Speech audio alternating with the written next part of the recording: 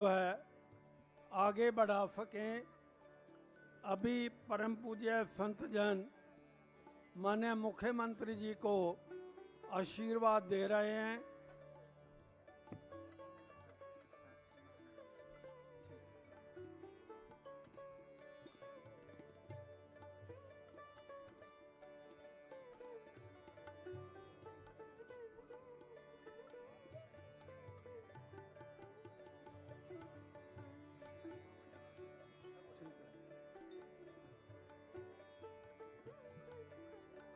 आज का ये कार्यक्रम माननीय मुख्यमंत्री जी ने हरियाणा प्रांत के पूजनीय जितना भी संत समाज है उनका आशीर्वाद प्राप्त करने के लिए रखा हुआ है।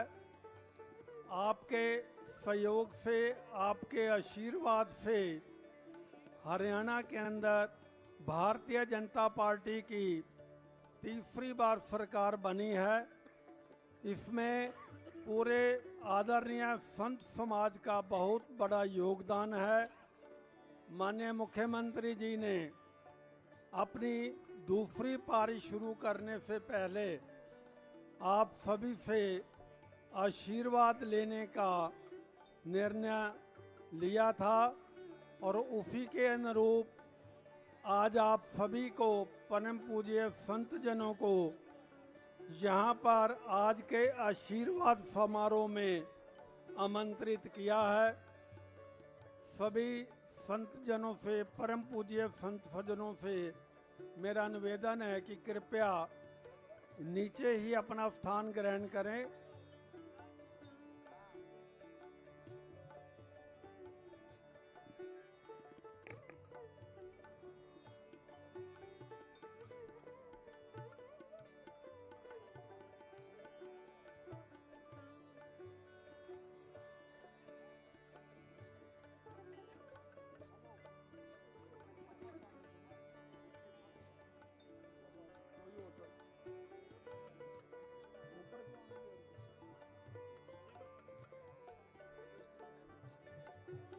नहीं तो इनका ही काम है।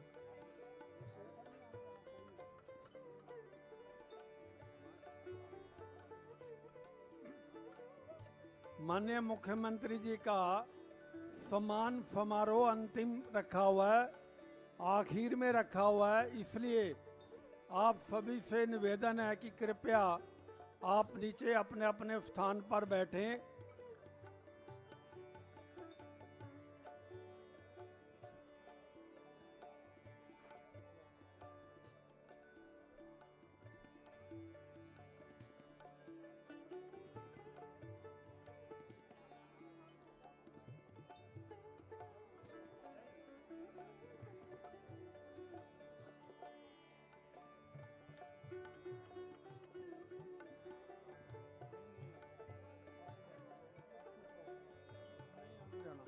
हेलो,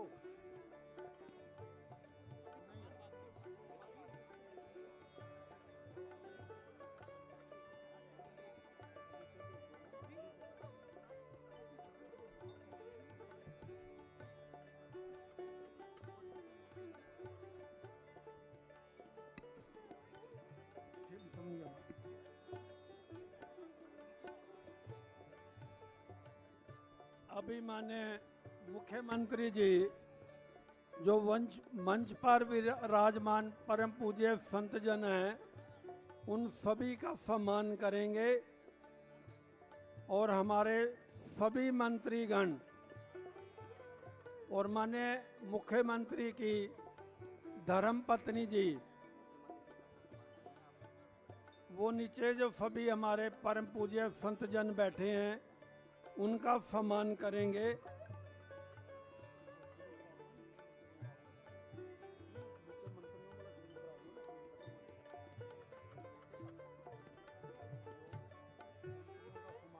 मंत्री करेंगे।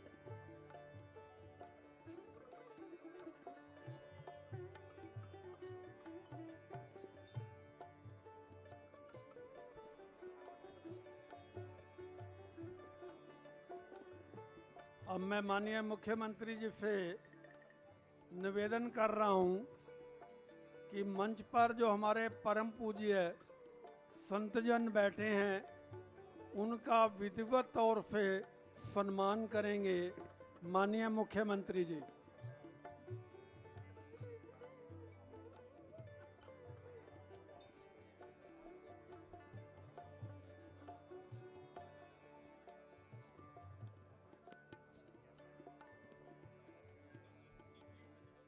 करवा दो, मंत्रियों को भेजो, बोल दो। माननीय मुख्यमंत्री जी की धर्मपत्नी, उनसे मेरा निवेदन है कि संतजनों का स्टेज के नीचे जो सामने बैठे हुए हैं परम पूज्य संतजन, उनका सम्मान करेंगी और उनके साथ सभी हमारे मंत्रिमंडल के सदस्य, आदरणीय मंत्रिमंडल के सभी जो हमारे सदस्य हैं वो भी जो उनका सम्मान करेंगे।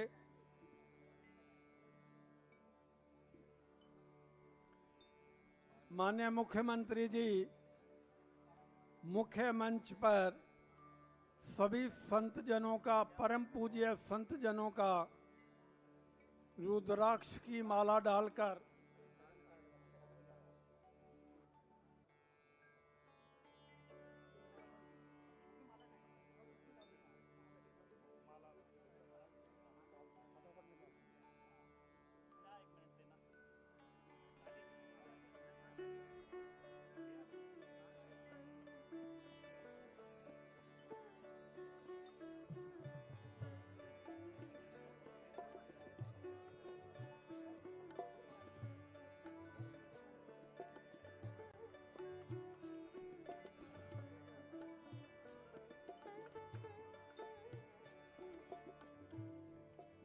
हरियाणा सरकार में सभी मंत्रीगण और हमारे माननीय मुख्यमंत्री जी की धर्मपत्नी श्रीमती जी सभी संतजनों का अभिनंदन और स्वागत कर रही हैं और हमारे मंत्रिमंडल के सभी सदस्यगण जो हमारे मुख्यमंत्री जी के साथ कार्यरत हैं वो भी सभी संतजनों का अभिनंदन और स्वागत कर रहे हैं।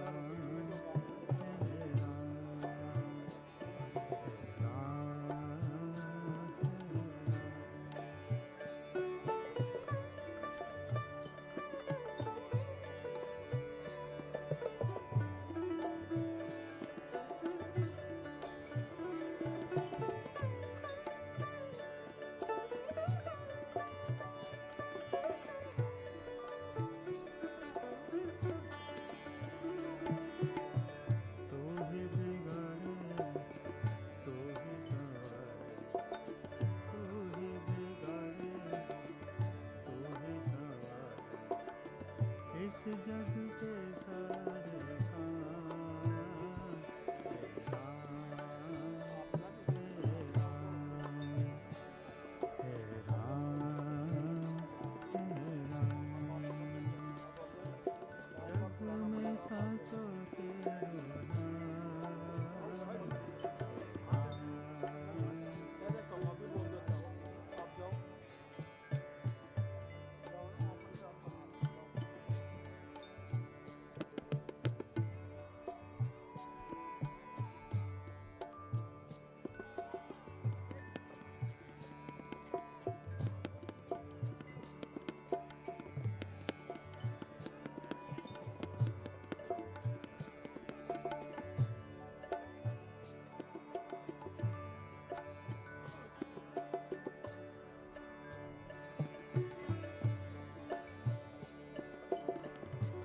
जगदाता विश्व विधाता, तू ही जगदाता विश्व विधाता, तू ही तो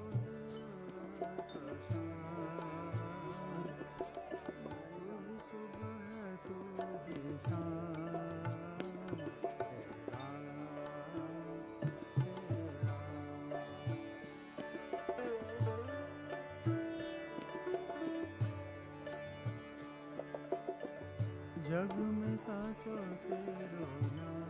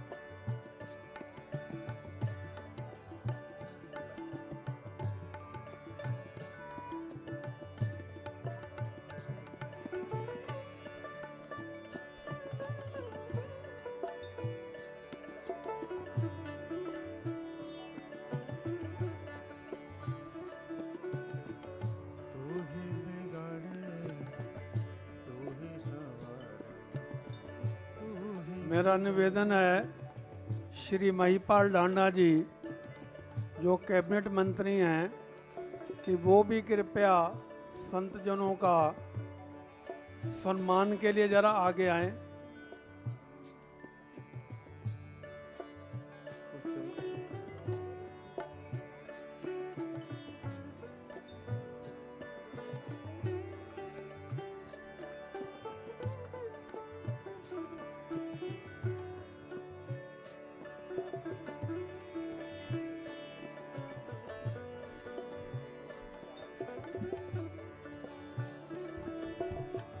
आज के इस कार्यक्रम का मुख्य उद्देश्य यही था कि माननीय मुख्यमंत्री जी के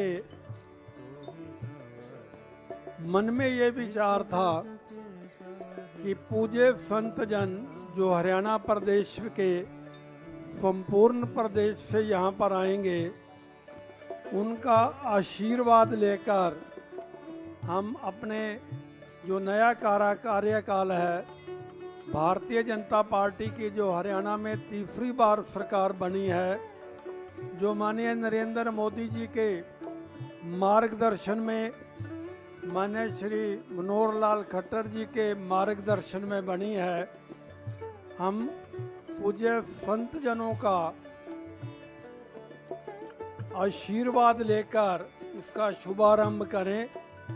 उसी के नाते आज का ये कार्यक्रम रखा गया है। माननीय मुख्यमंत्री जी सभी संत जनों का सम्मान कर रहे हैं और हमारे मंत्रीगण भी सभी संत जनों का सम्मान कर रहे हैं।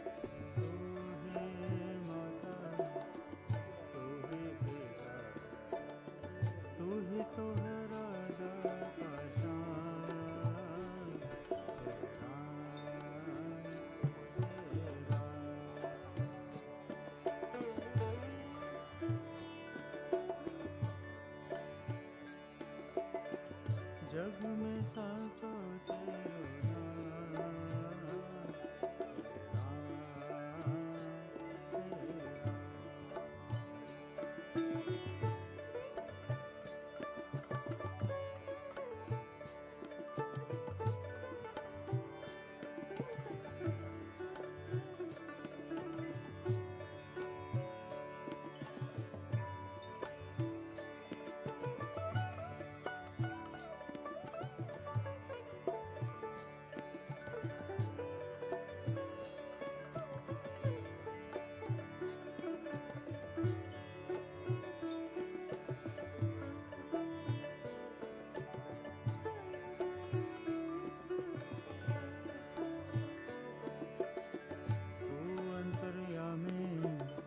सबका स्वामी, तू अंतर्यामी सबका स्वामी।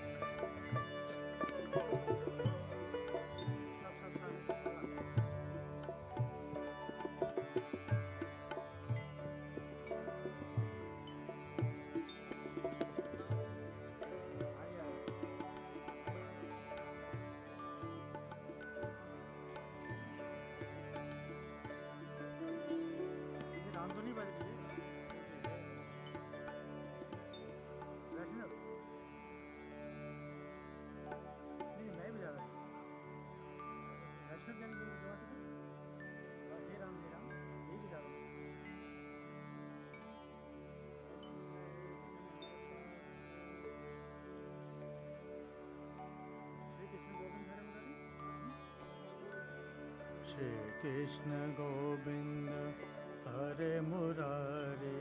सितार बढ़ा देना। हे नाथ नारायण वासुदेवा।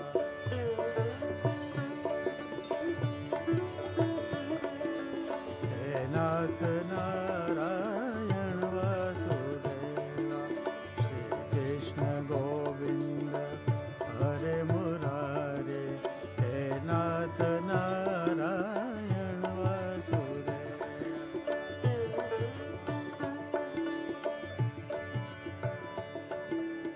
हे नाथ नारायण वासुदेवा।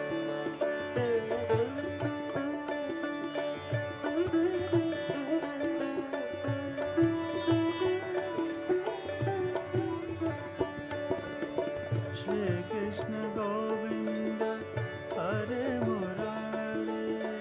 हे नाथ नारायण वासुदेवा।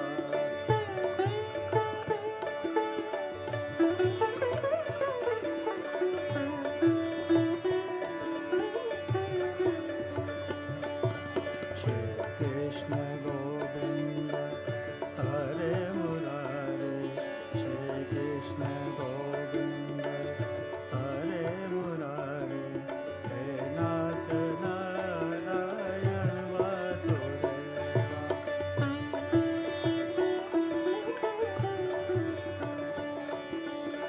राधा रमण बोलो गोपाल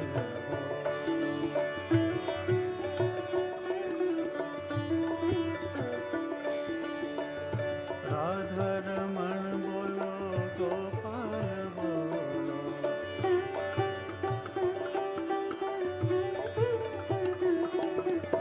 राधा रमण बोलो गोपाल बोलो।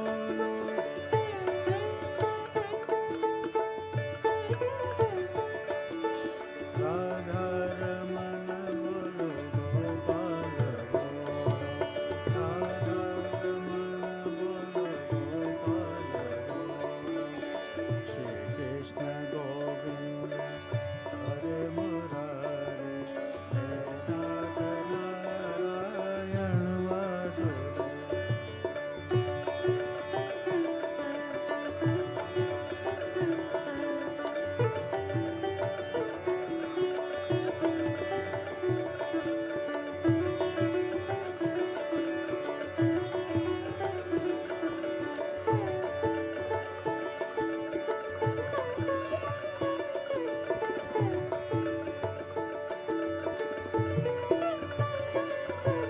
श्री कृष्ण गोविंद हरे मुरारे। श्री कृष्ण गोविंद हरे मुरारे। हे नाथ नारायण वासुदेवा।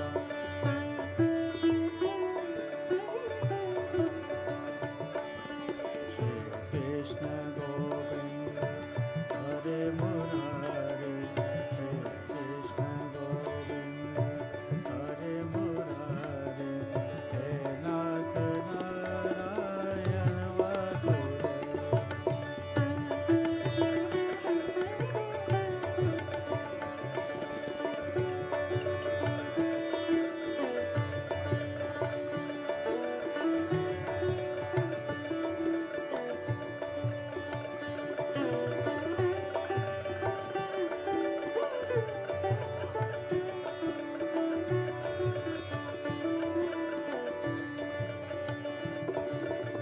राधा रमण बोलो गोपाल बोलो।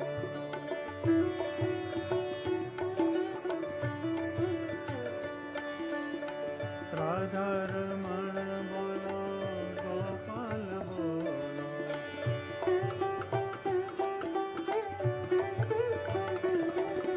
श्री कृष्ण गोविंद हरे मुरारे। हे नाथ नारायण वासुदेवा।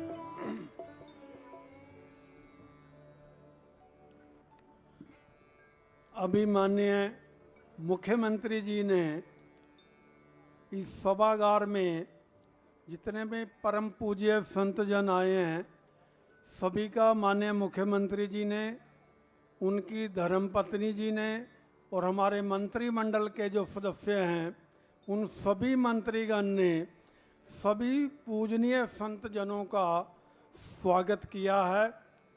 अब मैं माननीय दिनेश जी से निवेदन कर रहा हूं कि वो आए और आज के इस कार्यक्रम की जो प्रस्तावना है, इसका उद्देश्य क्या है, इसके बारे में हमारा मार्गदर्शन करें माननीय श्री दिनेश जी।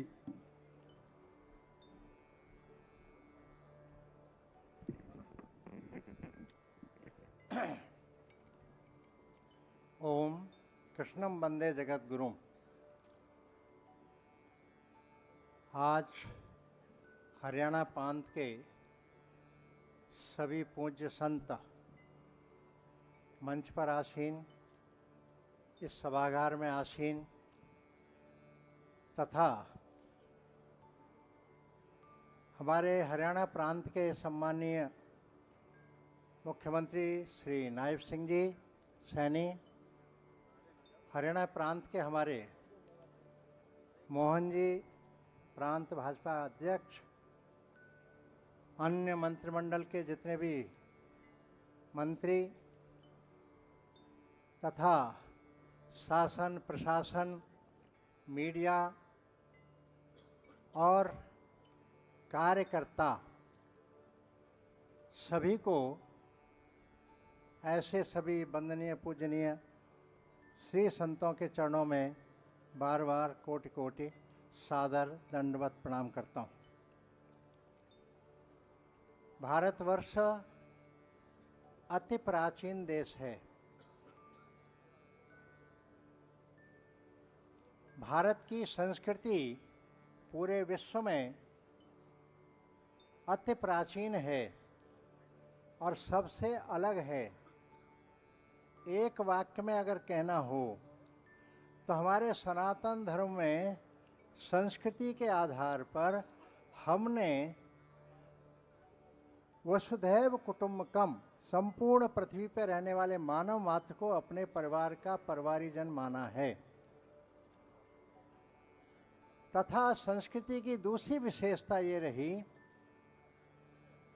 कि सर्वे भवन्तु सुखना सर्वे संतु निरामया आदि आदि जो कुछ भी है, हमने सभी निरोगी हों, स्वस्थ हों, समृद्ध हों, शांति प्रिय बने,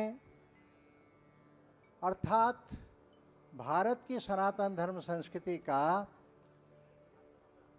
परहित परोपकार विश्व कल्याण, और विश्व कल्याण में भी केवल मानव मात्र का नहीं तो प्राणी मात्र, इस सृष्टि में जो भी जलचर नभचर और थलचर हैं, सभी के कल्याण की कामना की ऐसी भारत की संस्कृति उस धरोहर को हजारों हजारों साल से पीढ़ी दर पीढ़ी यह पूज्य संत परंपरा, ऋषि मुनि इस परंपरा को निभाते निभाते वर्तमान तक आप सब जो ऋषि मुनि के संतों के रूप में बैठे हैं, इस सनातन धारा को, सनातन संस्कृति को मानव मात्र के कल्याण की कामना लेकर के अपने अपने स्थान पर अपने अनुयायियों, संतों, भक्तों, शिष्यों के अपने अपने प्रभाव क्षेत्र,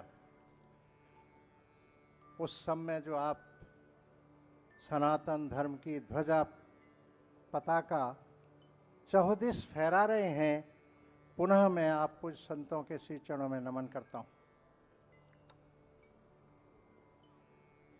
जब ये सनातन धर्म है, सनातन समाज, सनातन संस्कृति और ये सनातन देश यानी भारत देश, ऐसी स्थिति में हमारे पूज्य संतों ने, महापुरुषों ने एक वाक्य प्रयोग किया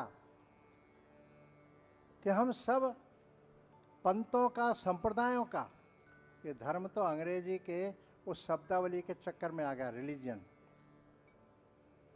तो धर्म हिंदू ही धर्म है केवल, शेष तो पंथ संप्रदाय मत पंथ जो कुछ भी कहें हम, और ये स्वाभाविक है। एक शिखर तक पहुंचने के लिए किसी भी पहाड़ के किसी भी तरफ से चढ़ सकते हैं। भगवान की प्राप्ति के लिए अनेक हमारे माध्यम हैं। तो उस सब भारत देश की संस्कृति को संभालने वाले आप सब, उसमें से विषय आया कि हम सभी मत पंथ संप्रदाय, भारत तथा भारत के बाहर के, हम उन सब का सम्मान करते हैं। परंतु सबका सम्मान तो करते हैं, लेकिन जो भारत के बाहर के, भारत में जो प्रादुर्भूत ऐसे मत पंथ संप्रदाय जितने भी हैं, आज हम सब अपने अपने धर्म के नाम पर कहते होंगे, उन सब का तो एक ही विचार है। परंतु भारत की भूमि के बाहर के दुनिया के देशों में जो कुछ अपने को धर्म का कहते हैं, लेकिन एक विशेष संप्रदाय, एक अनुयायी के रूप में एक ग्रंथ और एक उनका जो भी प्रमुख है वो को लेकर चलने वाले, वो इस बात को कि भाई हम सब समान हैं। तो यह जो शब्द प्रयोग है, उनका कहना कि हम सब समान हैं, यह शब्द प्रयोग हम सबको ध्यान देना पड़ेगा। हम सब का सम्मान तो करते हैं, पर सब धर्म समान हैं, ये कहना गलत होगा, ये उचित नहीं है। इसे हमें समझना पड़ेगा। जो भारत के अंदर आकर के विघटनकारी अराष्ट्रीय तत्वों के रूप में हमारे सनातन धर्म, संस्कृति, समाज और देश की जड़ों को खोखला करने में लगे हुए, उनको भी हम समान कैसे कह सकते हैं? किसी रूप में नहीं कह सकते। इस चीज़ को भी हमें समझना, और अपने प्रभाव क्षेत्र में जो भी समाज है, आज दुनिया के अंदर सनातन धर्मी समाज को हिंदू के नाम से जानते हैं, मानते हैं, पुकारते हैं। और इसलिए हिंदू समाज को इस प्रकार की स्पष्टता देने का काम भी आज आवश्यकता हो गई है। हिंदू समाज धार्मिक आज भी है। कितने ही संस्कारों की कमी आ गई होगी, पाश्चात्य हवा का प्रभाव हुआ होगा व्यक्ति या परिवार में, इसके बावजूद भी वो धार्मिक है, पूज्य संतों के प्रति श्रद्धा विश्वास रखता है। मंदिरों में अर्चक, पुजारी, पुरोहित, उनके प्रति श्रद्धा विश्वास और इनके द्वारा कहा हुआ वह उनको सुनता है, मानता है और उसको अपने जीवन और परिवार में उतारने का प्रयास करता है। ये तो ठीक हो गया, परंतु एक बात और स्पष्ट रूप से समझने की है कि हिंदू जो विश्व कल्याण की बात करता था, अर्थात भारतवर्ष के ही समाज की बात नहीं तो दुनिया में रहने वाला समाज की बात करता था, आज वह हिंदू परिस्थिति बस 1800 वर्षों के विशेष संघर्षों के कारण से इस स्थिति में आ गया कि धार्मिक तो है पर सामाजिक नहीं रह गया, ना के बराबर। आज हिंदू समाज को अपने ही आस पड़ोस में, अपने ही घर में, अपने गांव में कौन कौन ऐसे तत्व हैं जो अपने समाज को तोड़ने में लगे हैं, ये भी ध्यान में नहीं आता। ये कौन समझाएगा, कौन देखेगा? आज अगर किसी रूप में भी ये जो धर्मांतरण हो रहा है, गौ हत्याएं हो रही हैं, लव जिहाद में हमारे हिंदू बहु बेटियां लव जिहाद में चली जा रही हैं, इन सब का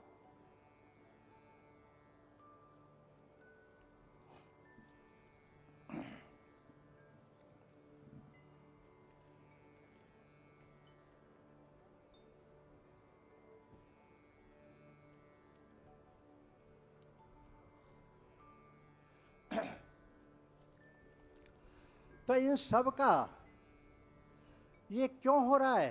केवल इसलिए कि हम आस पड़ोस में अपने घर में कुछ देख नहीं पा रहे, कौन हमारा शत्रु है, कौन हमारा मित्र है, कौन हमारे देश समाज धर्म को तोड़ रहा है। कितने ही इस प्रकार के प्रसंग अपने पास घट रहे हैं, कितनी ही समाज के अंदर विषमता, ऊंच नीच, छुआछूत, जात भेद, भाषा भेद, कितने ही हमारे इस प्रकार के और कुरीतियाँ, रूढ़ियाँ, ये सब कुछ जो चल रहा है, नौजवानों में नशा का विषण कितना भयंकर हो रहा है, और वो सब परिस्थितियों को हम समझने की स्थिति में कैसे आएंगे? मेरा संकेत मात्र के हिंदू समाज को धार्मिक के साथ साथ सामाजिक बनाना, ये बात अपने को कैसे समझ में आए और कैसे हिंदू समाज को समझाया जाए। और जब तक हिंदू समाज धार्मिक समाज के साथ साथ सामाजिक समाज नहीं बनेगा, तब तक इस देश में हिंदू समाज सब जो भी चुनौतियां हैं आंतरिक और बाह्य, उन सब चुनौतियों को अगर ये सामाजिक भी हो गया तो सब संभाल लेगा, सक्षम हो जाएगा, कहीं कोई समस्या नहीं आएगी। एक तो मुझे थोड़ा सा इसका आग्रह आप सबके बीच में करना था। दूसरा, आज हम सब जो आज पूज्य संत आशीर्वाद देने के लिए हम सब यहाँ पर पधारे, जिस समय शपथ ग्रहण का विषय था उस समय काफ़ी फ़ोन आए और उसमें से फिर शपथ ग्रहण में अनावश्यक धक्का मुक्की और इस प्रकार का विचित्र स्थिति बनती है, तो क्या रास्ता होना चाहिए। और उसमें से फिर ये आज का पूज्य संतों द्वारा आशीर्वाद सम्मानीय मुख्यमंत्री, जिससे कि हरियाणा के सुख शांति समृद्धि में जो शासन प्रशासन की भूमिका है उसको अच्छे ढंग से निभा करके सक्षम, सक्रिय, समझदार ऐसे लोगों को समाज में खड़ा करते हुए आप सबके आशीर्वाद से यह हरियाणा, जिस प्रकार की कभी बात होती थी यह हमारा देश हरियाणा या दूध दही का खाना, आज ये नारा न रह जाए, फिर से उस प्रकार की दूध दही की नदियां बहने लगें, नौजवान नशा मुक्ति से मुक्त हो जाए और सब बातों से किस तरह से वो समृद्ध हो, आर्थिक दृष्टि, शिक्षा के दृष्टि से, स्वास्थ्य के दृष्टि से। तो जो समाज के इस प्रकार के, क्योंकि भाई सब कुछ सत्ता करेगी ऐसा तो नहीं होता था, हमारे यहाँ तो परंपरा थी समाज करता था। आज धीरे धीरे सब कुछ सत्ता के हाथ में चला जाता रहा है। आज लगभग ऐसा हो रहा है कि सब सत्ता के हाथ में आ रहा है और अब समाज भी इस मानसिकता में आ गया कि सरकार को करना चाहिए, सरकार को करना चाहिए। सरकार कितना करेगी, कैसे करेगी, समाज की जो भूमिका है समाज को ही करनी पड़ेगी। ऐसी स्थिति में आप सब पूज्य संतों के आशीर्वाद के आधार पर हमारे मुख्यमंत्री जी श्रीमान नायब सिंह जी तथा यहाँ के जो भी शासन प्रशासन में हैं, उन सबको सही दिशा मार्गदर्शन और उन सब के सक्रिय भूमिका, सही दिशा में जो उचित है वो उचित को करना, अनुचित है तो उसको नहीं करना, इस प्रकार की भूमिका में वर्तमान मुख्यमंत्री हमारे शीघ्र ही हरियाणा की उन्नति में अपनी अहम भूमिका निभाएं। इसके लिए आप सबके आशीर्वाद की बहुत आवश्यकता थी, इसलिए आप सबके आगमन पर ये सब हुआ, उसी के निमित्त ये सब कुछ आयोजन हुआ है। मुझे लगता है कि हमारे पूर्व मुख्यमंत्री श्रीमान मनोहर लाल जी,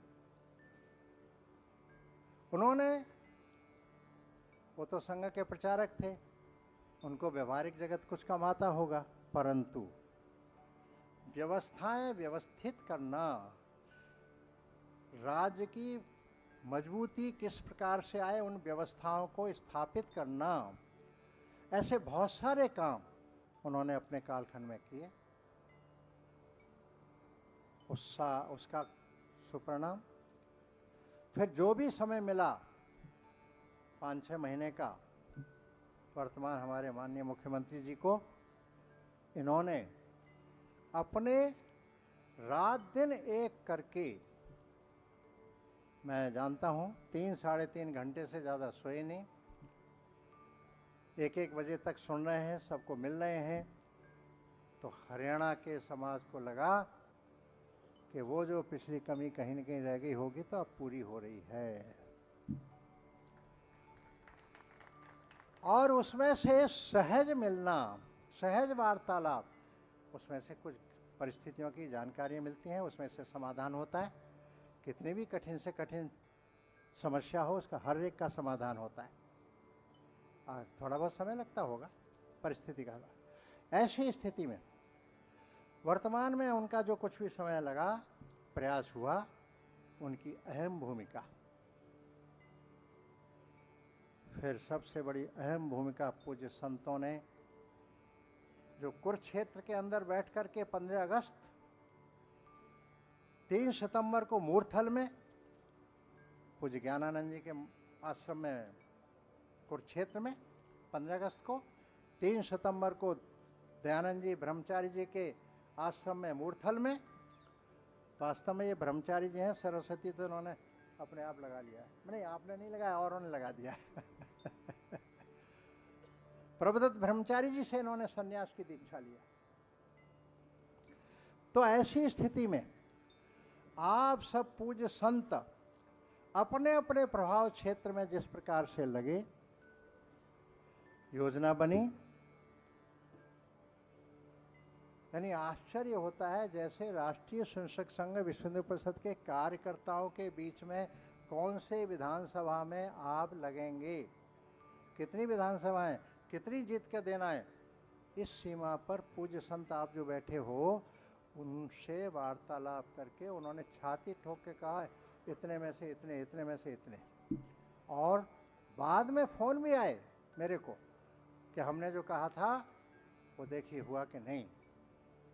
तो पूज्य संतों की पुण्याई, पूज्य संतों का आशीर्वाद, पूज्य संतों का परिश्रम, चुनाव के पूर्व जो अपने अपने क्षेत्र में भ्रमण किया, और इसमें से इस काम में जो हरियाणा से जुड़े हुए हरिद्वार के पूज्य संत 6-7 को तो मैं ही जानता हूँ, लेकिन कुछ और भी आए, 8-10 लोग आए थे।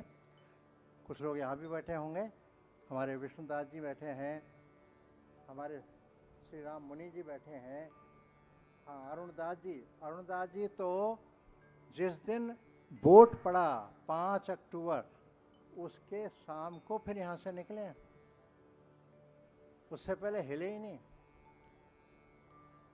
ऐसा जो हरिद्वार के भी पूज्य संतों का जो आगमन हुआ, और 3-3, 4-4 दिन, 2-2, 3-3 बार आ करके उन्होंने समय लगाया, ऐसे आप सब की पुण्याई और आश्रम परिश्रम के आधार पर ये सब सुपरिणाम आज हम सब देख रहे हैं कि जो देश को टुकड़ा करने वाले, टुकड़े टुकड़े में बांटने वाले, जिनका विरोध रहता है कि राज सत्ता पर धर्म सत्ता किसी कीमत पर प्रभावी नहीं होनी चाहिए, हावी नहीं होनी चाहिए, जबकि हमारी तो परंपरा रही है राज सत्ता पर धर्म सत्ता हावी होनी ही चाहिए, तभी वो सही दिशा में और सही अनुगामी बनेंगे, वो ये परंपरा रही। और उस परंपरा का निर्वाह आज बिल्कुल जैसे उस समय होता था, यज्ञ करके फिर आप सबके बीच में सब कुछ हो रहा है कि नहीं। यज्ञ परंपरा हमारी प्राचीन परंपरा है, उसको निर्वाह किया। फिर विश्व हिंदू परिषद, राष्ट्रीय स्वयंसेवक संघ विचार परिवार के कार्यकर्ता नीचे गांव-गांव, गली-गली, घर-घर तक जो गए, उनका जो परिश्रम हुआ, चुनाव से पहले जितने गौशाला चलाने वाले उनको बुला करके माननीय मुख्यमंत्री जी के द्वारा उनको जो गौशालाओं के लिए घोषणाएं की, उसका भी सुपरिणाम हुआ। ऐसे अनेक इस चुनाव में जो कोई भी दूर दूर तक कल्पना नहीं कर रहे थे कि भाजपा आएगी, सब कुछ कह रहे थे, मीडिया हो चाहे और कोई भी हो, चाहे अन्य ने भाजपा वाले भी, क्षमा करें भाजपा वाले, उनको भी लग रहा था कि हम नहीं जीत पाएंगे, हम नहीं आ पाएंगे। एक भाजपा के कार्यकर्ता से मैंने को उसने कहा 20 से कम रहेंगे, मैंने कहा 40 से ऊपर रहेंगे।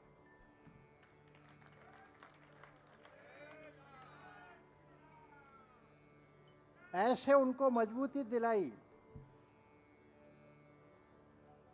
कोई चारों तरफ घोर अंधकार जैसी स्थिति, कांग्रेसी उछल थे सब दृष्टि से अपने आप में, लेकिन ये अचानक क्या हुआ, तो अब उनके पेट में दर्द है, हजम नहीं हो रहा। तो संतों के द्वारा जो स्थान स्थान पर अपने प्रभाव क्षेत्र में जो बातें बताई थीं, समाज ने उसको समझा, उन्होंने कहा कि समाज, देश, धर्म, संस्कृति को जो संभालने वाले उनको वोट देना, या जो समाज, देश, धर्म, संस्कृति को तोड़ने की बात करते हैं, चाहे वो विभिन्न प्रकार से जाति के नाते से क्या होना चाहिए, गिनती है, जनसंख्या संभाल, चाहे और इस प्रकार की बहुत सारी बातें करने वाले, उनको वोट देना चाहते हो, जो समाज ही टूट जाए। इस प्रकार के आप सबके जो बातें हुई, उस सब में से फिर ये सब समाज ने जो समझा, और ये जो एकदम घोर अंधकार जैसा दिखाई दे रहा था, एकदम 5 अक्टूबर को चुनाव के बाद, जो 8 अक्टूबर को जब चुनाव के परिणाम आए, सब एकदम प्रकाशमय हो गया। आप सब उसके लिए, मेरे लिए पुनः वंदनीय हैं, पूजनीय हैं, और इस प्रकार से आपको श्री चरणों में निवेदन करता हुआ, ज़्यादा कुछ न कहता हुआ, कि सब अपनी अपनी भूमिका निभाएंगे। शासन, प्रशासन, जो समाज के अगुआ हैं, मुखिया हैं, की पर्सन्स, वो भी अपनी अपनी भूमिकाएं निभाएं देश, समाज, धर्म, संस्कृति के लिए। पूज्य संत भी धार्मिकता के साथ साथ सामाजिक कैसे हिंदू समाज बने, इस भूमिका को भी निभाने की निवेदन करता हुआ अपनी बात को पूर्ण करता हूँ। ओम। सबको पुनः प्रणाम। भारत विश्व गुरु था, विश्व गुरु है, विश्व गुरु रहेगा। आज जो ये पूजनीय संतों का, संत जनों का आशीर्वाद माननीय मुख्यमंत्री जी को मिल रहा है, ये उसी के संदर्भ में है। अब मैं माननीय पूजनीय शाश्वतानंद जी महाराज कुरुक्षेत्र से जो आए हैं, उनसे निवेदन कर रहा हूँ कि वो आएं और हमारा मार्गदर्शन करें, अपना आशीर्वचन जो है हमें आशीर्वाद दें। शाश्वतानंद जी महाराज।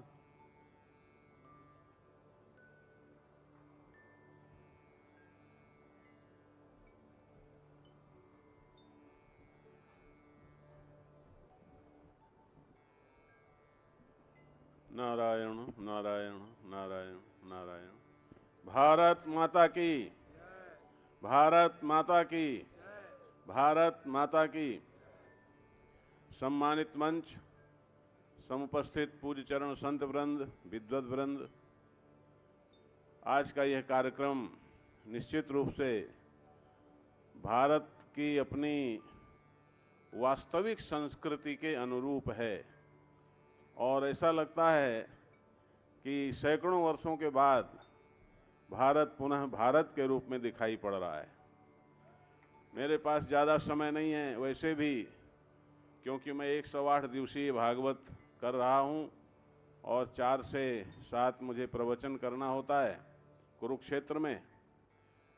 लेकिन यह कार्यक्रम ऐसा था कि मुझे लगा कि इसमें तो हर हाल में जाना ही चाहिए। मैं 1-2 बातें कहूँगा। पहली बात तो ये, यहाँ बुद्धिजीवी वर्ग भी विराजमान है।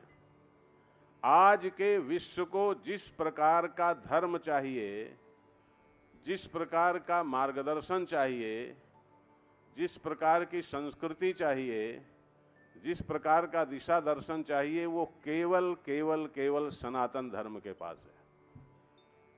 दूसरी बात, भारत के अलावा, सनातन धर्म के अलावा, अभी हमारे माननीय बड़े दिनेश जी ने बात कही, धर्म के अर्थों को वास्तविक अभिव्यक्ति देने वाला या सार्थकता देने वाला कोई भी मजहब विश्व में नहीं है। और हिंदू धर्म के अलावा जितने भी मजहब हैं वो सब अंततः आत्मघाती हैं। इसलिए हिंदू धर्म की रक्षा केवल भारत की और अपनी रक्षा नहीं है, यह विश्व की रक्षा है, मानवता की रक्षा है, परमार्थ की रक्षा है। तीसरी बात, हमारे यहाँ कुछ भी अवैज्ञानिक नहीं है।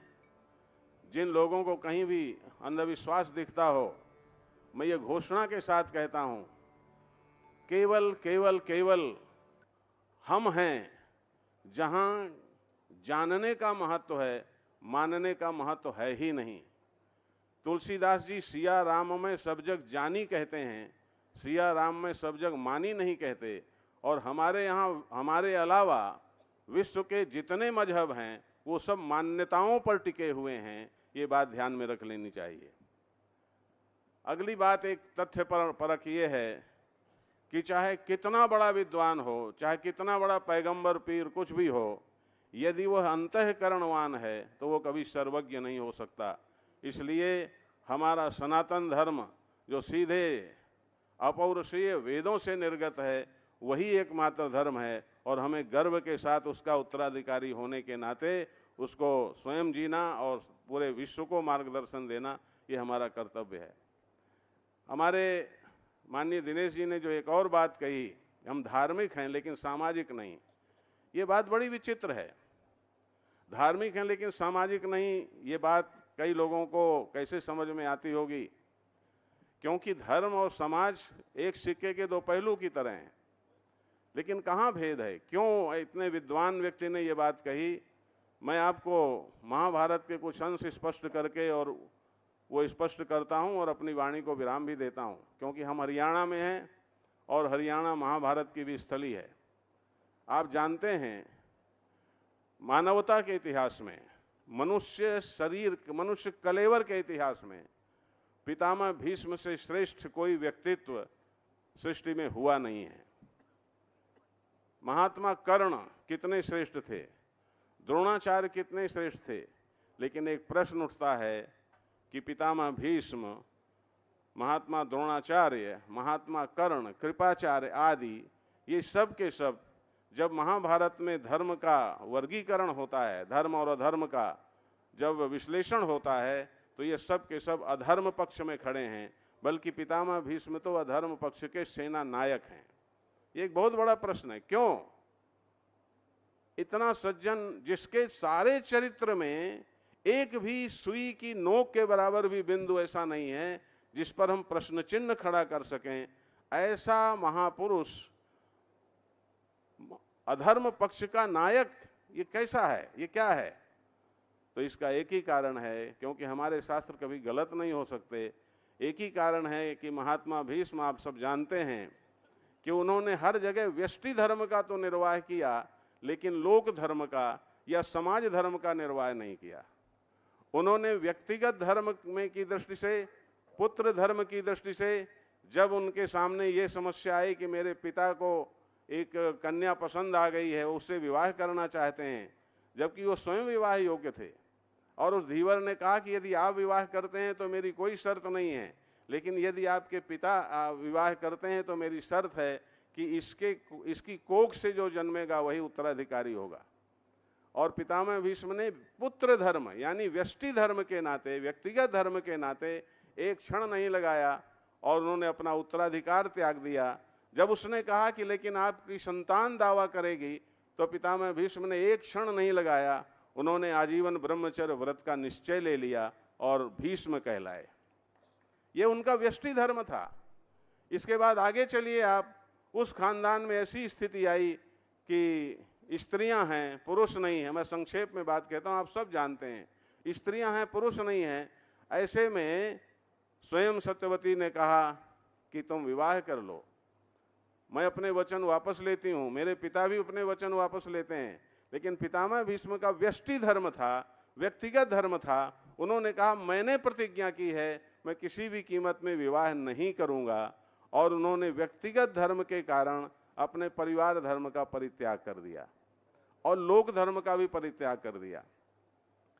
तीसरी बात, भगवान श्री कृष्ण को अस्त्र उठाने पर उन्होंने मजबूर किया और भगवान श्री कृष्ण ने अस्त्र उठाया।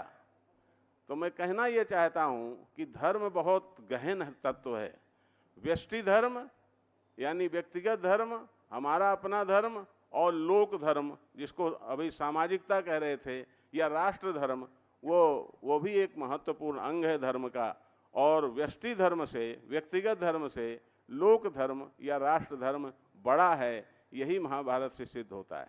इसलिए नारायण हम सब संत अपने अपने दायरे में रहते हुए मस्त रहते हैं, सेवा करते हैं, पूजा पाठ करते हैं, ईश्वर से जुड़े रहते हैं।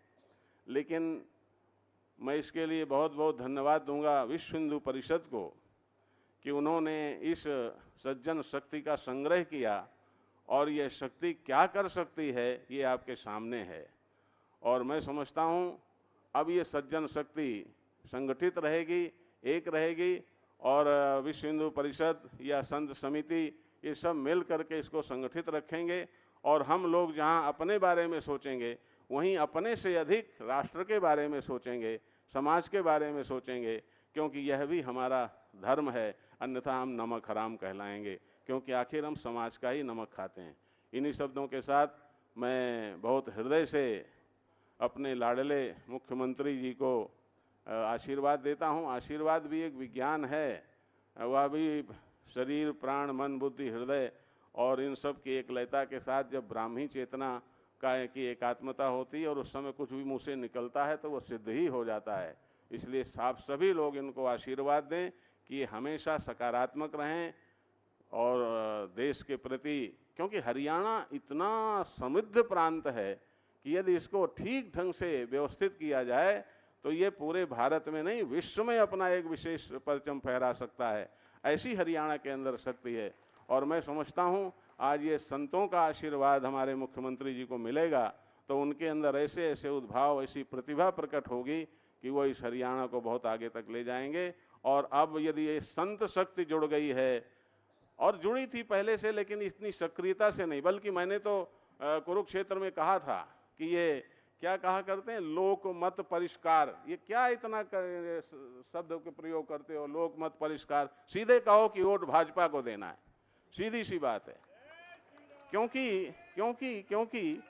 क्योंकि जितने लोग हैं सब राजनीति अलग, और राजनीति क्या है? व्यापार की दृष्टि से राजनीति की जाती है। भाजपा में यह स्थिति मुझे नहीं लगता कि 100% नहीं है या कितनी, लेकिन ये स्थिति नहीं है। यहाँ कम से कम संघ का डंडा है, परिषद का डंडा है, धर्म का डंडा है, अब संतों का भी डंडा हो गया। तो नारायण यहाँ राजनीति जैसी है। तो इसलिए जो सनातन का है वही हमारा है और वही देश का भी है, वही देश के लिए मांगलिक है। तो अब तो यदि ये संत शक्ति जुड़ गई है तो अब तो इस देश से भाजपा जाने वाली नहीं है, ये मैं आपको वचन देता हूँ। इन्हीं शब्दों के साथ भारत माता की जय। जय भारत, जय भारत।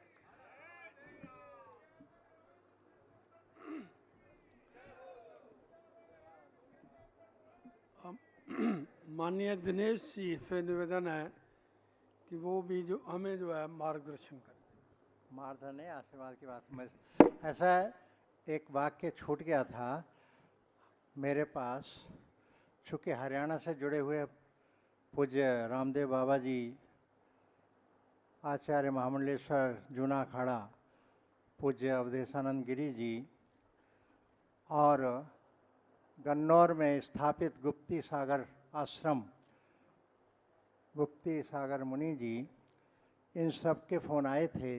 इस समय नहीं आ पाएंगे। उन्होंने अपनी ओर से कि हम सबका आशीर्वाद है, पर बाद में कोई समय तय करके हम आ जाएंगे। और ऐसी स्थिति में उनको हम पूरा आशीर्वाद यहीं से देते हैं। अलग अलग उनके कार्यक्रम, बाबा रामदेव जी कर्नाटक में हैं, अवधेशानंद गिरी जी महाराष्ट्र में हैं, और गुप्ती सागर मुनि जी जो हैं वो चूँकि पैदल चलते हैं इसलिए उनकी स्थिति नहीं बन सकती, तो बाद में कभी आएंगे निश्चित रूप से। ऐसा उनका एक संदेश मुझे देना आवश्यक था। उन्होंने कहा था हमारा संदेश दे देना, इसलिए क्षमा चाहते हुए। अब मैं निवेदन कर रहा हूँ परम पूज्य स्वामी आचार्य धर्मदेव जी से कि वो आएं और वो भी यहाँ पर आकर अपना आशीर्वाद दें। स्वामी धर्मदेव जी।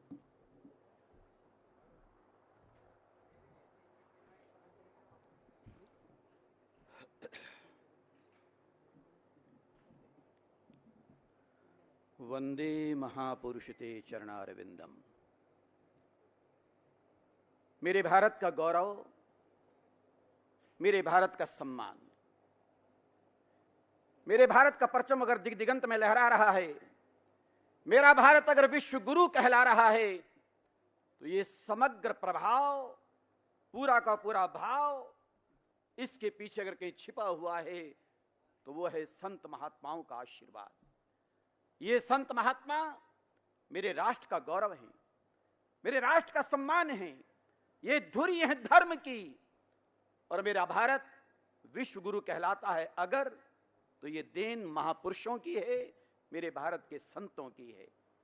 आज दिग दिगंत में मेरे भारत की आभा है। भारतस्य प्रतिष्ठे द्वे संस्कृतम संस्कृतिस्तथा। भारत की प्रतिष्ठा इसके दो अर्थ में किया करता। भारत की अगर प्रतिष्ठा है पूरी दुनिया में, समग्र ब्रह्मांड में, या तो संस्कृत की वजह से है या यहां की संस्कृति की वजह से, या फिर भारत की दोनों प्रतिष्ठाएं हैं।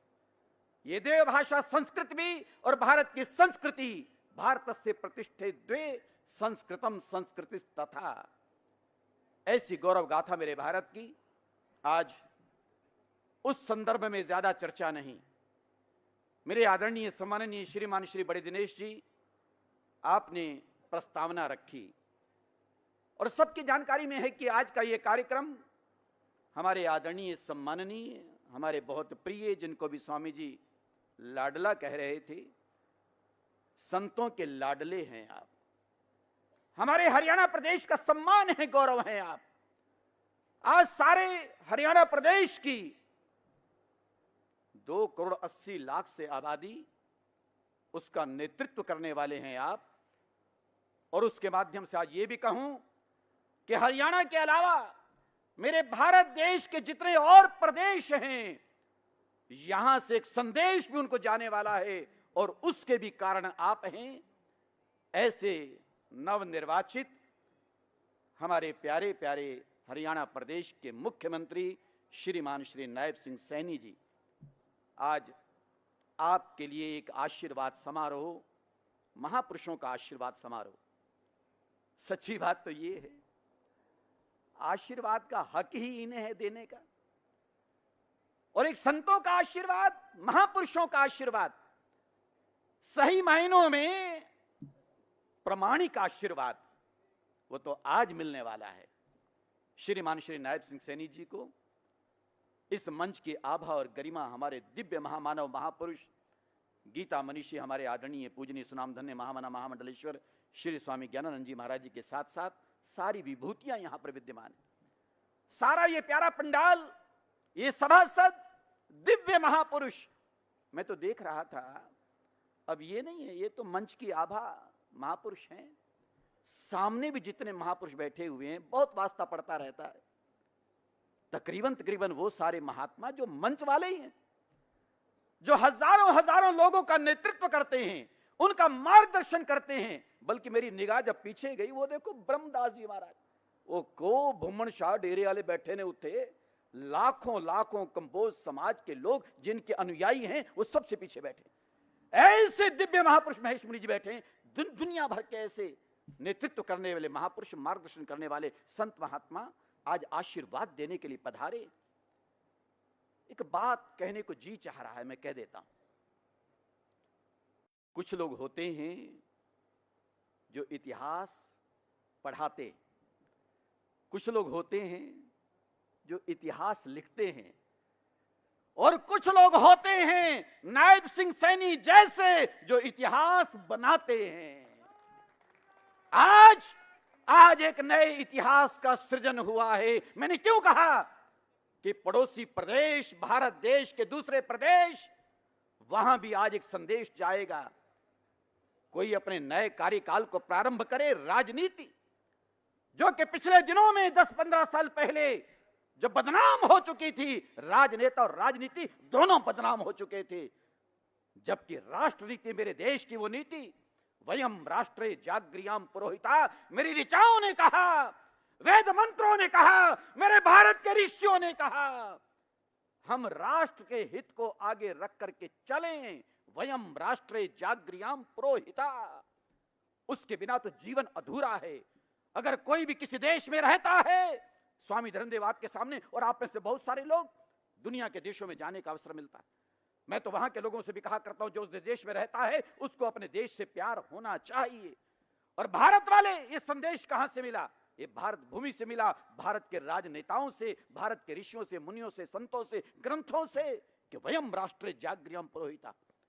तभी मैंने उस दिन भी कहा, चुनाव के दौरान बहुत जगह जाने का अवसर मिला, और एक सभा में मैं, माननीय मनोहर लाल जी वो भी उस सभा में उपस्थित थे, 2-3 सभाओं में सैनी जी आप भी थे, आधे हरियाणा में जाने का अवसर मिला। मैं उस दिन कह रहा था, सुनीता दुग्गल बैठी है पड़ोस में, आप थी वहां रतिया से आगे टोहाना में, वहां मैं कह रहा था कि आकाश सितारों से जड़ा होता है, भारत में कहीं विष घोलने वाले सावधान हो जाए। आज स्वामी धर्मदेव फिर कहना चाहता है, आकाश सितारों से जड़ा होता है, अरे सूर्य तो सोने का घड़ा होता है, कुछ व्यर्थ नहीं, कुछ व्यर्थ नहीं, कुछ व्यर्थ नहीं, जाति धर्म भाषाएं, इन सब से मगर देश बड़ा होता है, इन सब से मगर देश बड़ा होता है।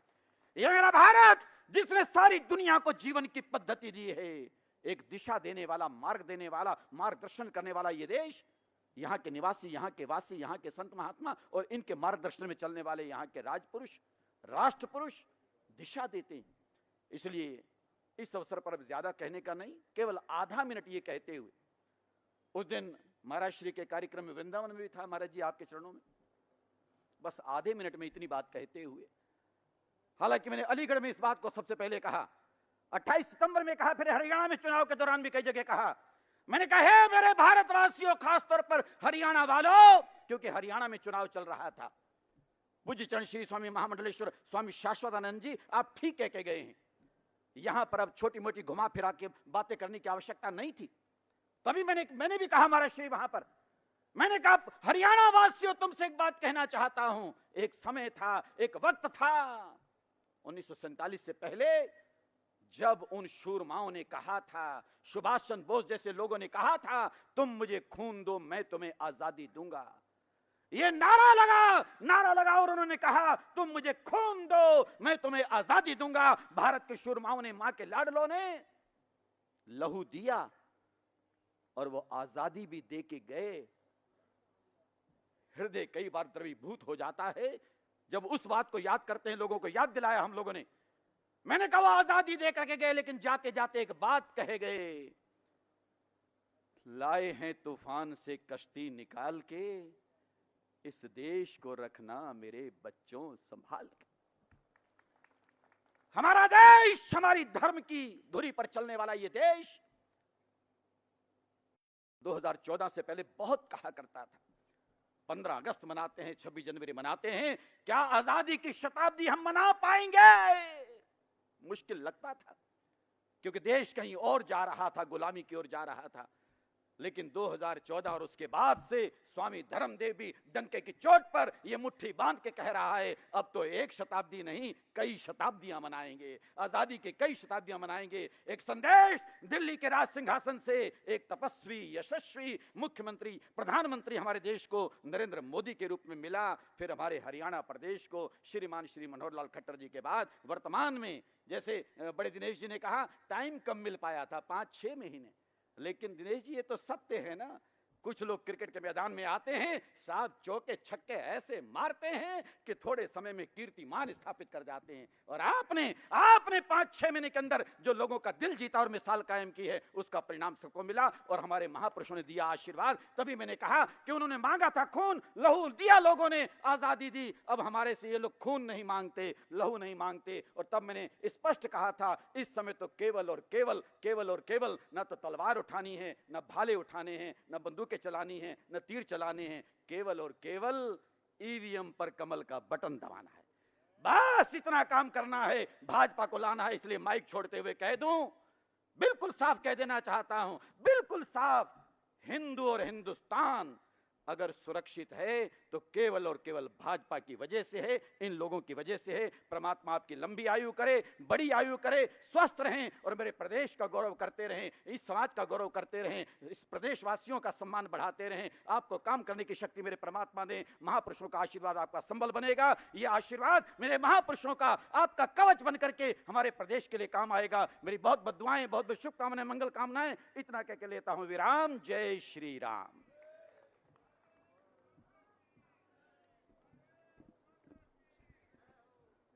सभी परम पूज्य संत जनों से क्षमा मांगते हुए, समय की भी एक सीमा है, तो उस ओर चलते हुए अब मैं माननीय महामंडलेश्वर ज्ञानानंद जी महाराज जी से निवेदन कर रहा हूँ कि वो हमें अपना आशीर्वाद दें। महामंडलेश्वर स्वामी ज्ञानानंद जी महाराज।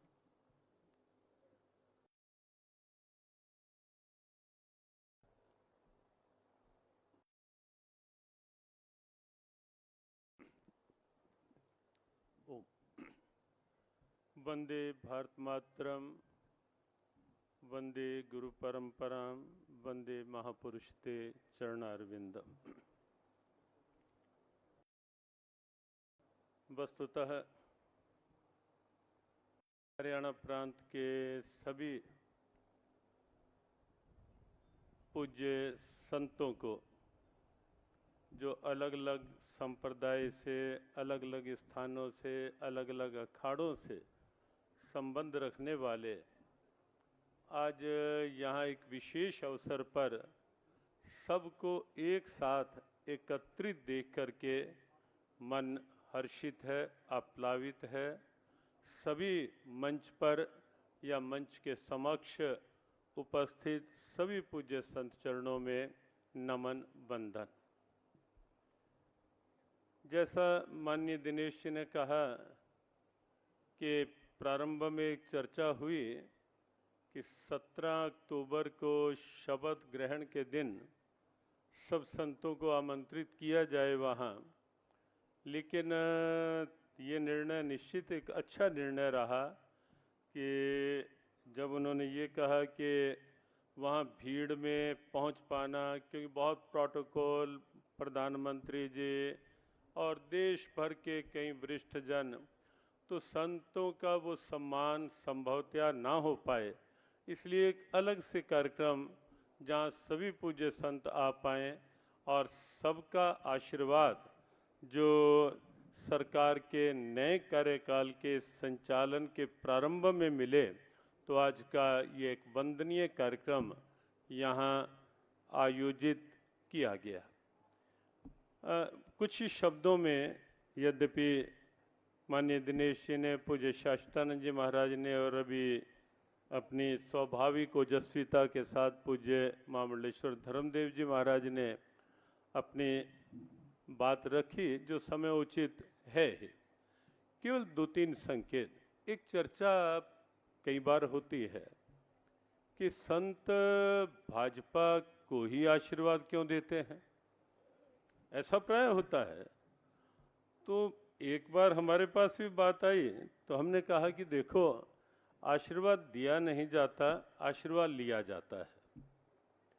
जैसे प्रसाद जबरदस्ती दिया नहीं जाता, प्रसाद के लिए तो खाली अंजलि ऐसे हाथ करना पड़ता है तो प्रसाद मिलता है, लिया जाता है, तो आशीर्वाद लिया जाता है। दूसरी बात ये है, देखो संत, हमें नहीं लगता मंच पर या मंच के समक्ष उपस्थित सभी पूज्य संत, आप सबको कहीं कुछ राजनीतिक स्वार्थ है या राजनीति से कुछ लेना है या कोई चुनावी राजनीति, हमें नहीं लगता यहाँ जितने संत हैं कोई ऐसा वो नहीं है। लेकिन ये निश्चित है कि हम सबका अंतर्भाव जो है वो राष्ट्र के साथ जुड़ा हुआ है। हमारे राष्ट्र पूरे विश्व को दिशा दे सकता है। अभी श्रीधाम वृंदावन में संत कार्यक्रम था, शरदोत्सव था, पूज्य धर्मदेव जी वहाँ थे। तो एक संत ने कहा कि भारत की और सनातन की आवश्यकता केवल भारत को नहीं है, वो पूरे विश्व को आवश्यकता है। क्योंकि जो विश्व को चाहिए, विश्व बंधुत्व, और किसके पास है? वसुदैव कुटुंबकम का भाव और किसके पास है? शांति और सद्भाव का उद्घोष विश्व को कहाँ से मिल सकता है? वो केवल सनातन से, वो केवल भारत से।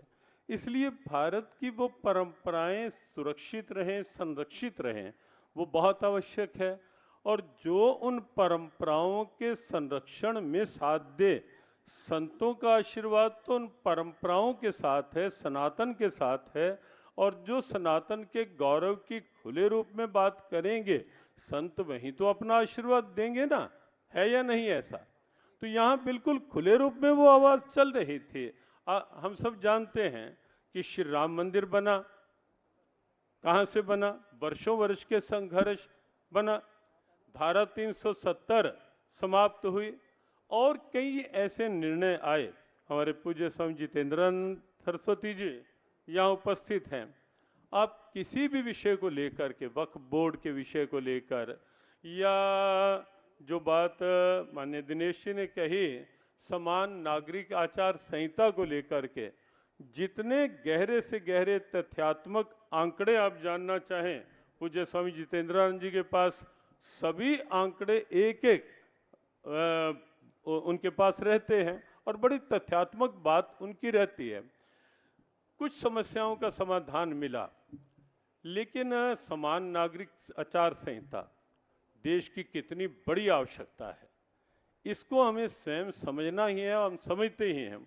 लेकिन जहाँ जहाँ भी हम बैठे, इस बात की चर्चा करनी चाहिए कि जनसंख्या असंतुलन जो देश में बढ़ता जा रहा है, आने वाले 20 वर्षों में स्थिति क्या हो सकती है यदि इस पर नियंत्रण नहीं हुआ, यदि कोई समान कानून नहीं बना, तो आने वाला समय कितना भयावह हो सकता है, उसके लिए चेताना बहुत बड़ी आवश्यकता है।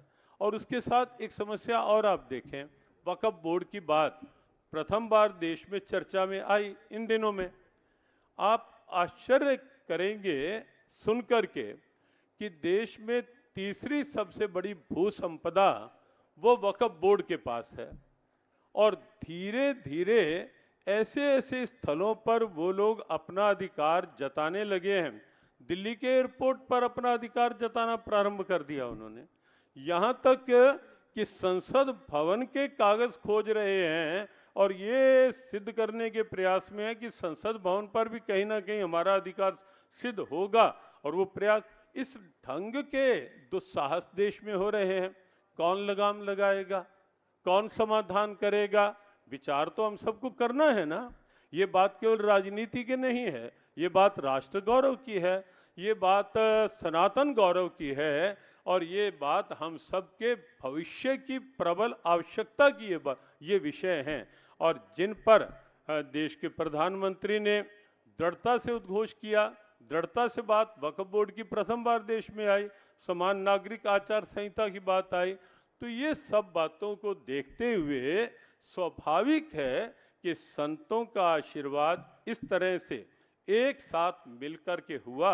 और इस बार सभी पूज्य संत चरणों में इस दृष्टि से भी प्रणाम कि सबकी जहाँ जहाँ जितनी जितनी क्षमता थी, जितना जितना कार्य क्षेत्र था, सब संतों ने, हाँ किसी ने कितना, लेकिन ये निश्चित है कि सभी संतों ने अपने अपने प्रयास, अपने अपने भाव, सद्भाव, संकल्प और अपना अपना समय भी इस विषय में लगाया और ये परिणाम 8 अक्टूबर को आ पाया।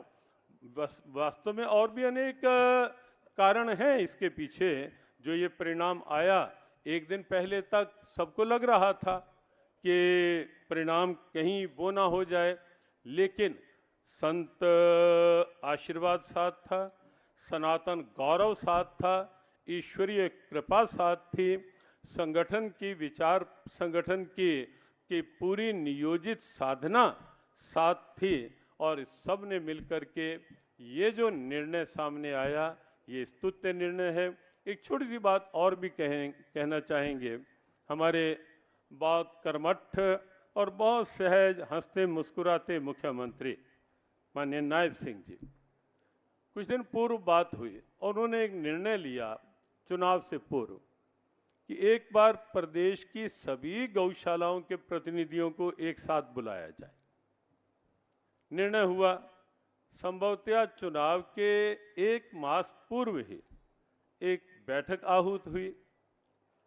लगभग 2000 प्रतिनिधि एकत्रित हुए।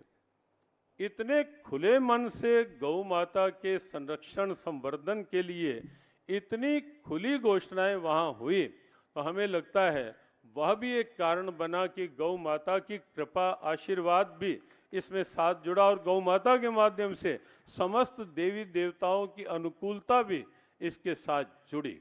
तो हमें पूर्ण विश्वास है कि वर्तमान सरकार पूरी तरह से उन्हीं अपने संकल्पों को, भगवत गीता को लेकर जिस प्रकार से अंतर्राष्ट्रीय गीता महोत्सव की गूंज, क्योंकि हरियाणा गीता की धरा है, हरि आए हरि की धरा है, उस संदेश को भी हरियाणा सरकार ने खुले मन से, आपको बताएं कि 2014-15 से पहले गीता जयंती पे कुरुक्षेत्र के हमारे अनेक पूज्य संत यहाँ मंच पर समक्ष भी वंशीपुरी जी महाराज और अनेक संत यहाँ उपस्थित हैं, सब जानते हैं कि 2014 से पूर्व गीता जयंती उत्सव पर कुरुक्षेत्र, जहाँ गीता जयंती उत्सव होता था, ज्योतिधर जहाँ गीता उपदेश हुआ, वहाँ गीता जयंती के दिन कोई झाड़ू लगाने वाला नहीं होता था।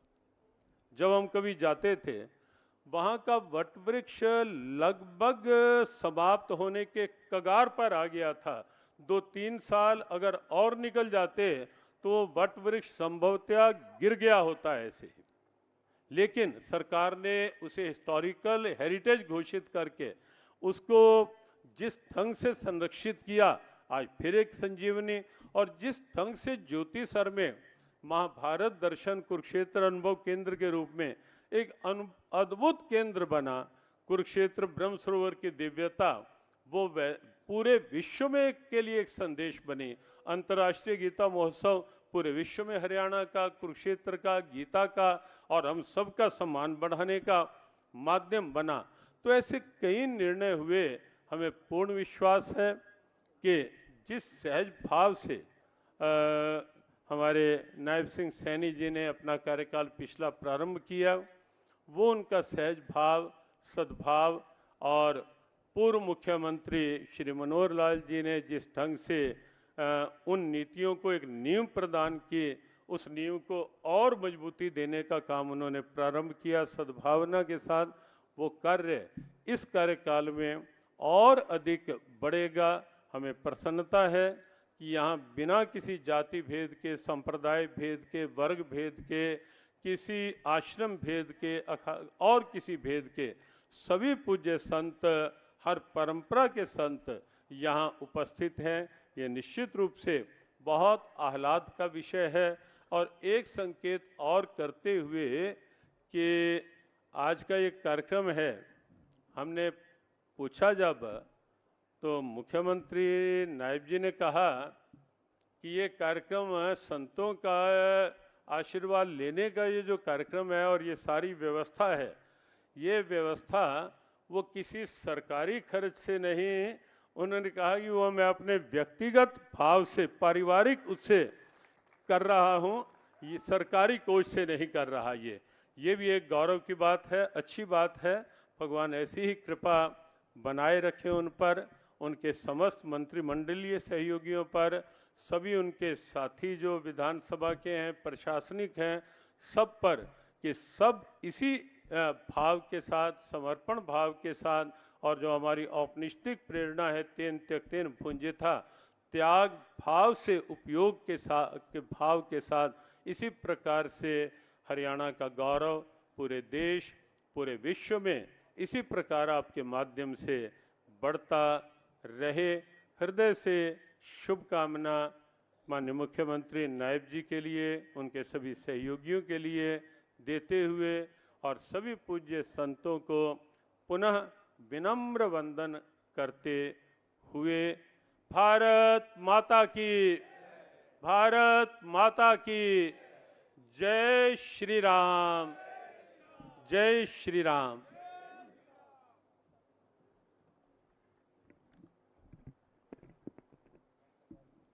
हमारे यशस्वी मुख्यमंत्री जी ने पूज्य संत जनों को यहाँ पर बुलाकर उनसे आशीर्वाद लेने हेतु ये कार्यक्रम तय किया था। सभी पूज्य संत जनों ने यहाँ पर आकर अपनी उपस्थिति ही केवल दर्ज नहीं कराई, अपने शब्दों के द्वारा भी और मानसिक तौर पर भी माननीय मुख्यमंत्री जी को अपना आशीर्वाद दिया है।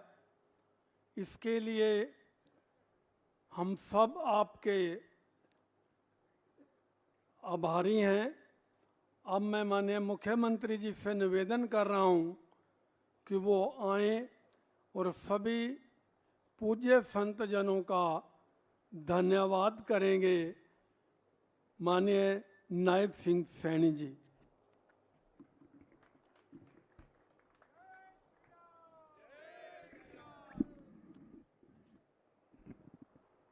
परम श्रद्धेय विश्व हिंदू परिषद के हमारे संरक्षक माननीय दिनेश जी, हम सबको आशीर्वाद दिया। परम श्रद्धेय स्वामी ज्ञानानंद जी महाराज,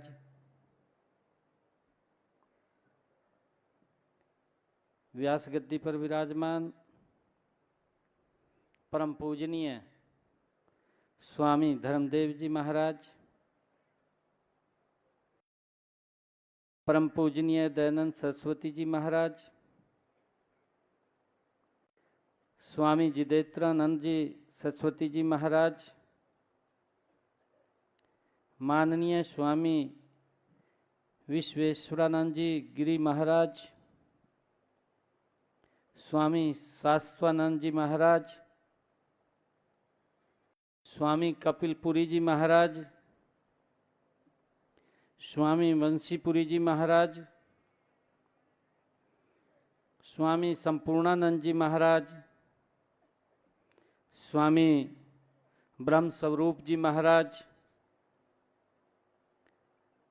स्वामी योगीराज दिव्यानंद जी महाराज, स्वामी कालिदास जी महाराज और आज के इस संतों द्वारा आशीर्वाद कार्यक्रम में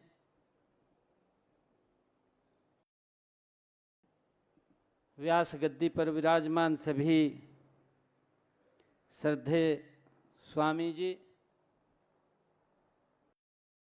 और उपस्थित सभी संतगण, सबसे पहले दोनों हाथ जोड़ करके आप सबको प्रणाम करता हूं, दिल से धन्यवाद करता हूं।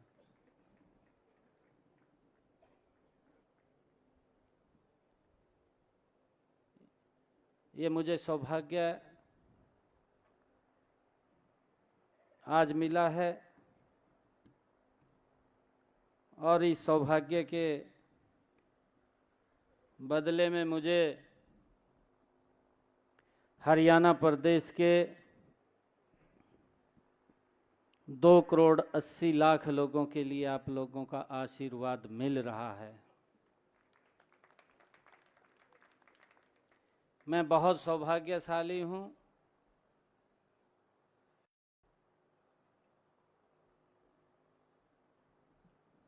क्योंकि सरकार का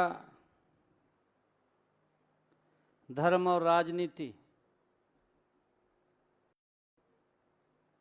उसका एक संबंध है।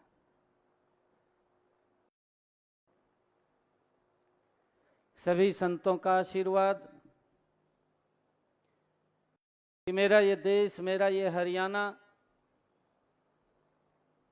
ये आगे बढ़े, मजबूत हो। हर हरियाणवी की, हर देश के लोगों की एक ही इच्छा रहती है,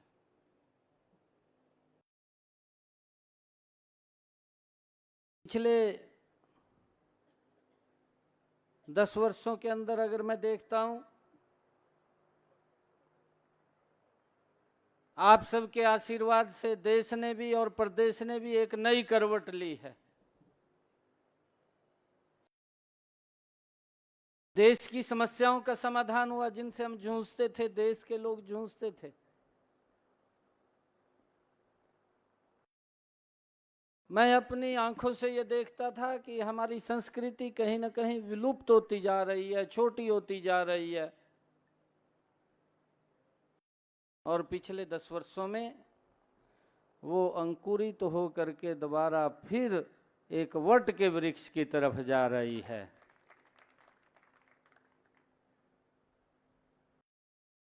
ये आशीर्वाद आप लोगों का ही है। मैंने कहा है कि मैं सौभाग्यशाली हूं कि सभी संतगण का आज आशीर्वाद मिल रहा है।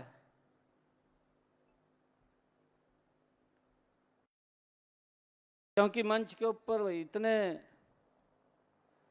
हमारे बड़े महान संत बैठे हैं, जिनका मार्गदर्शन, जिनका आशीर्वाद हमें समय समय के ऊपर मिलता है। और मैं ये चाहता था, मेरी इच्छा भी थी कि सभी संतों का आशीर्वाद उनके मुखारबिंद से मिले, परंतु समय की एक मर्यादा है, समय की भी एक लिमिटेशन है, और उस समय के अंदर ही हम बंधे हुए हैं। तो फिर ये निर्णय हुआ कि कुछ हमारे माननीय दिनेश जी और माननीय स्वामी ज्ञानानंद जी महाराज, स्वामी धर्मदेव जी महाराज और हमारे स्वामी दयानंद सरस्वती जी महाराज, उनका आशीर्वाद आप का मिलेगा तो आप सबका आशीर्वाद पूरे हरियाणा को मिलेगा। और मुझे ये खुशी है, आप सबका आशीर्वाद आज इस नई सरकार को जो तीसरे टर्म के अंदर आई है, उसके अंदर आपके आशीर्वाद की बड़ी भूमिका है, मैं ये मानता हूं।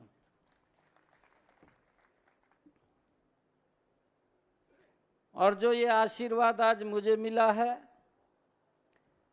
हरियाणा के लोगों को मिला है, मैं आज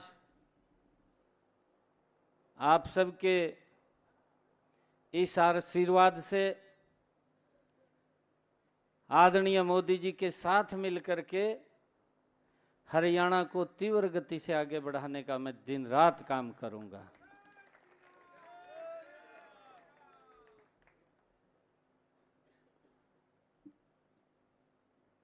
पिछले दिनों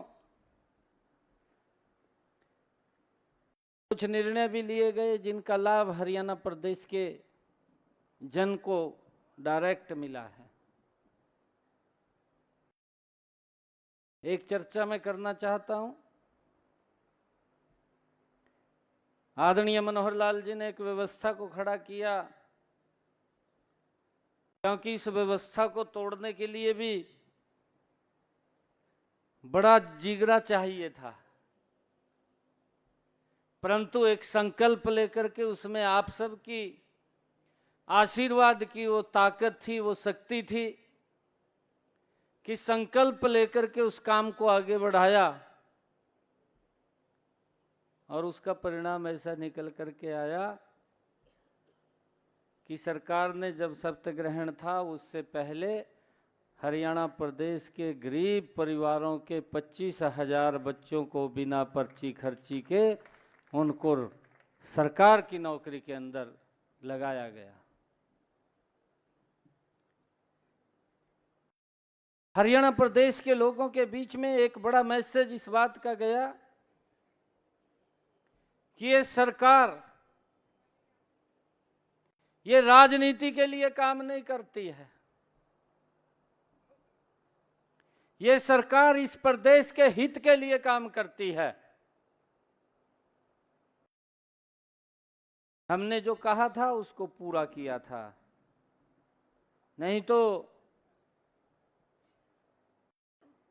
क्योंकि वोट आ गया था,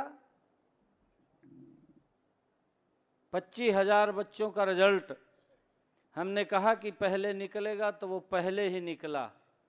और इस बात को हरियाणा प्रदेश के लोगों ने स्वीकार किया कि भारतीय जनता पार्टी वोट के लिए नहीं, व्यवस्था के लिए काम करती है, और उसको हमने ये सिद्ध करके दिखाया है। और इन व्यवस्थाओं का जिक्र भी हुआ,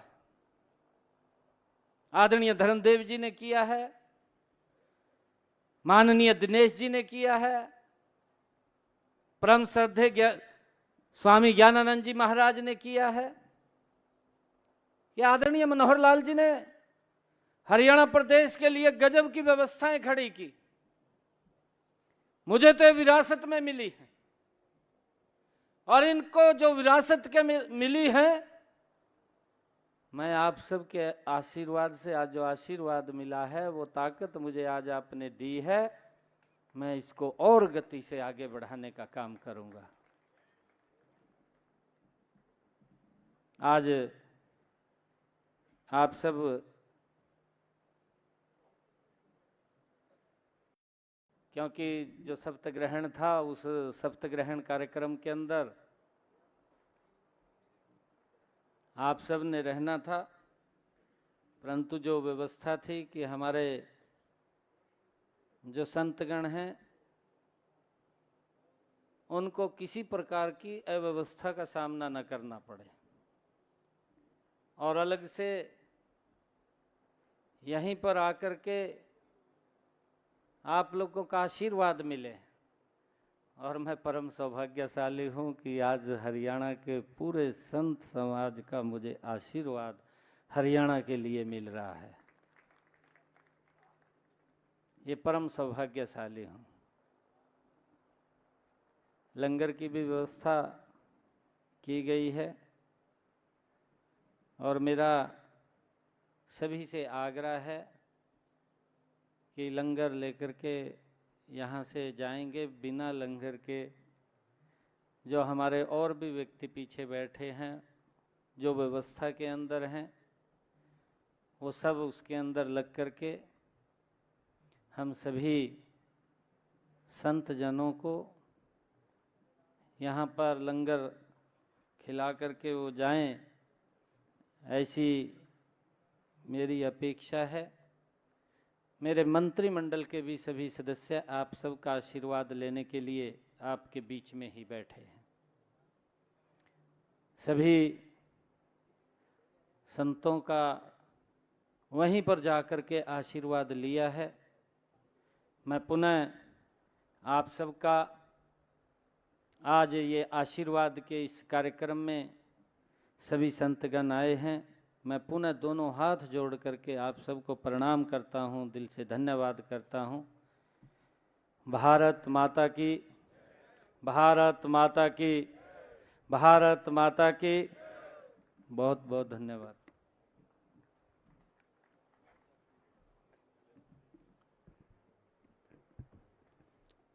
सभी से अनुरोध है कि पूज्य संत जनों के लिए जहाँ पर अभी यज्ञ हो रहा था वहाँ पर व्यवस्था की गई है, और हमारे जो मीडिया के साथी हैं उनके लिए हमने हरियाणा निवास के अंदर भोजन की व्यवस्था की है। और माननीय पूजनीय संत जनों के साथ जो और सहयोगी आए हैं उनकी व्यवस्था भोजन की हमने यहीं पर की हुई है। तो इसलिए आप सभी से निवेदन है कि सभी भोजन लेकर जाएंगे। आज के इस आशीर्वाद कार्यक्रम के अंदर आप शामिल हुए, आपने अपना आशीर्वाद दिया। आप सभी का बहुत बहुत धन्यवाद।